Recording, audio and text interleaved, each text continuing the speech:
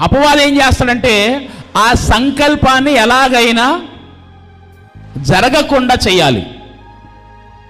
దేవుడు మనల్ని ఈ తరములో సృష్టించాడంటే ఆయన సంకల్పంలో మనము ఉన్నాము.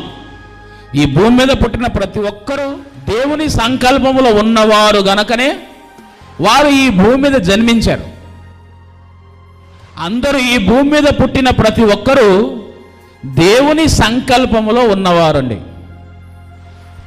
కానీ వారికి నేను దేవుని సంకల్పంలో ఉన్నానన్న జ్ఞానము లేదు.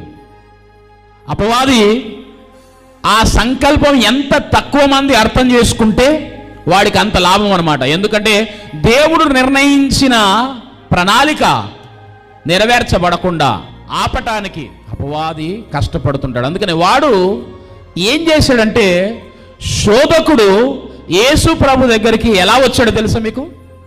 ఆదాము దగ్గరికి ఎలా వచ్చాడో తెలుసా? మొదటి ఆదాము, కడపటి ఆదాము. అపవాది వారిద్దరికి